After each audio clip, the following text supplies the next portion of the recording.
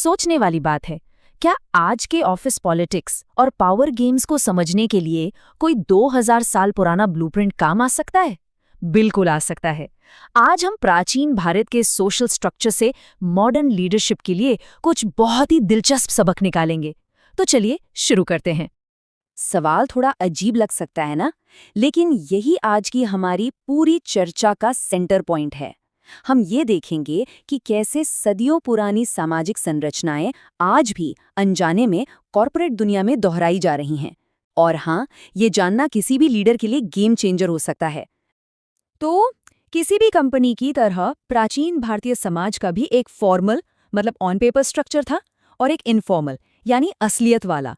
आइए देखते हैं कि कागज पर क्या था और जमीन पर क्या था। अच्छा, तो ऑन पेपर आइडियल सेटअप क्या था? समाज को 4 क्लियर कैटेगरीज में बांटा गया था। हर एक का काम फिक्स था, बिल्कुल साफ सुथरी व्यवस्था, जैसे किसी कंपनी का ऑफिशियल ऑर्ग चार्ट होता है ना, जिसमें हर डिपार्टमेंट, हर पोजीशन, सब कुछ क्रिस्टल क्लियर लिखा हो। लेकिन आइडियल और रियलिटी में जमीन आसमान का फर्क था। देखिए, वर्ण व्यवस्था में तो सिर्फ 4 कैटेगरी थी, पर असलियत में थीं हजारों जातियां। ये जातियां जन्म और बहुत स्पेसिफिक प्रोफेशन पर आधारित थीं, और यही समाज की, कह सकते हैं, day to day working reality थी। बिल्कुल वैसे ही जैसे ऑफिस में ऑफिशियल चार्ट के अलावा असली काम तो दोस्ती और आपस के ग्रुप्स के नेटवर्क से चलता है। तो आखिर असली पावर आती कहाँ से थी? फॉर्मल सिस्टम से नहीं। असली पावर और इन्फ्लुएंस का ड्राइवर था रिश्तेदारी और वंश। यही था वो इनविजिबल नेटवर्क। और ये आज के ऑफिस पॉलिटिक्स से कितना मिलता जुलता है सोचिए, जहां पर्सनल रिलेशन और आप किसे जानते हैं वाली कल्चर ही सब कुछ तय करती है। अब आते हैं इसके सबसे दिलचस्प हिस्से पर। प्राचीन समाज की इन दीवारों को आज के कॉर्पोरेट साइलो से कंपेयर करते हैं। ये वही अनदेखी दीवारें हैं जो आज भी हमारे ऑफिसेज में खड़ी हैं। प्राचीन भारत में नियम एकदम क्लियर थे। हर ग्रुप के लिए एक उचित प्रोफेशन फिक्स था। कौन किससे मिलेगा, इस पर सख्त नियम थे। और जन्म के आधार पर आगे बढ़ना यानी सोशल मोबिलिटी लगभग ना के बराबर थी। इससे ग्रुप्स के बीच एक टेंशन और कॉन्फ्लिक्ट का माहौल भी बनता था, जाहिर है। अब जरा सोचिए, क्या ये कुछ जाना पहचाना सा नहीं लग रहा? आज की बड़ी बड़ी कंपनियों में भी तो यही होता है। सख्त जॉब डिस्क्रिप्शन, अलग अलग डिपार्टमेंट्स जो एक दूसरे से बात तक नहीं करते, मार्केटिंग इंजीनियरिंग से बात नहीं करती, ऐसी बातें। एक डिपार्टमेंट से दूसरे में प्रमोशन मिलना मुश्किल, और डिपार्टमेंट्स के बीच की लड़ाई और पॉलिटिक्स। ये असल में वही पुरानी दीवारें हैं, बस नए कॉर्पोरेट रूप में। लेकिन कहानी यहाँ खत्म नहीं होती।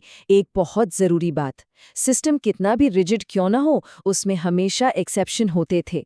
इतिहास में ऐसे उदाहरण हैं जहां लोगों ने अपने जन्म की सीमाओं को तोड़ा और पावर हासिल की। और ये मॉडर्न लीडर्स के लिए एक बहुत बड़ा सबक है। टैलेंट कहीं भी मिल सकता है, और कई बार बेस्ट लोग स्थापित स्ट्रक्चर के बाहर से ही आते हैं। अब बात करते हैं पावर की असली करेंसी की, यानी रिसोर्सेज पर कंट्रोल। ये एक ऐसा प्रिंसिपल है जो हजारों सालों में बिल्कुल नहीं बदला है। सोशल स्टेटस, टाइटल, इन सब से ऊपर असली ताकत एक ही चीज से आती थी, रिसोर्सेज और प्रॉपर्टी पर कंट्रोल। जिसके पास जमीन, पैसा और दूसरे वैल्यूएबल रिसोर्सेज का कंट्रोल था, वो ही असली पावरफुल था। ये पावर का एक यूनिवर्सल लॉ है। इसका एक क्लियर उदाहरण देखते हैं। प्रॉपर्टी राइट्स में पुरुषों को पैतृक जमीन और संपत्ति विरासत में मिलती थी, वहीं महिलाओं का अधिकार ज्यादातर शादी के वक्त मिले गिफ्ट्स यानी स्त्री धन तक ही लिमिटेड था। इससे साफ पता चलता है कि कैसे कोई सिस्टम रिसोर्सेज तक एक्सेस कंट्रोल करके पावर को डिस्ट्रीब्यूट करता है। तो आज के ऑफिस में रिसोर्सेज क्या हैं? ये हैं बजट, इंपॉर्टेंट प्रोजेक्ट्स और सबसे जरूरी इंफॉर्मेशन तक एक्सेस। जिस किसी के पास इन चीजों का कंट्रोल है, वही ऑर्गेनाइजेशन में असली इन्फ्लुएंस रखता है, चाहे उसका जॉब टाइटल कुछ भी हो। अब चलते हैं एक एपिक सोर्स की तरफ, महाभारत। इसे सिर्फ एक कहानी की तरह मत देखिए, इसको देखिए एक ऐसी केस स्टडी की तरह जिसमें लीडरशिप और स्ट्रैटेजी के बेहतरीन सबक छुपे हैं। महाभारत में सोशल कॉन्ट्रैक्ट का कॉन्सेप्ट बार बार आता है। ये एक बहुत पावरफुल आइडिया है कि समाज में हर किसी का एक रोल है और ये पूरा सिस्टम सबकी भलाई के लिए है।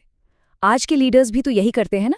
वो एक नैरेटिव, एक कहानी बनाते हैं अपनी टीम के कल्चर को डिफाइन करने के लिए और कंपनी स्ट्रक्चर को जस्टिफाई करने के लिए। महाभारत के जो कॉम्प्लेक्स मोरल डिलेमास हैं, उनसे हम डिसीजन मेकिंग के लिए एक सिंपल फ्रेमवर्क निकाल सकते हैं। स्टेप 1, अपना धर्म यानी कोर मिशन डिफाइन करिए।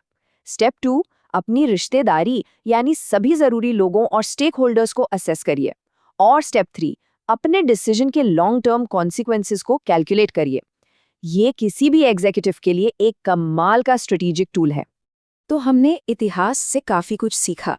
अब वक्त है इस प्राचीन ज्ञान को आज के लीडर्स के लिए प्रैक्टिकल एक्शन लेने लायक स्ट्रेटजीज में बदलने का। तो यहाँ 4 मुख्य बातें हैं जिन्हें लागू किया जा सकता है। नंबर 1, अपने ऑफिस के इनफॉर्मल रिश्तेदारी चार्ट को मैप करिए।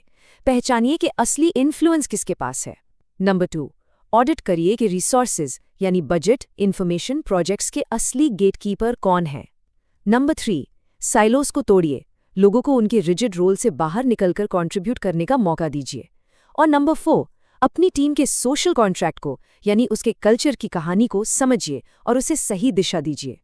तो आखिर में बस एक सवाल, पावर का हमेशा एक पैटर्न होता है, चाहे वो प्राचीन समाज हो या आज का मॉडर्न ऑफिस।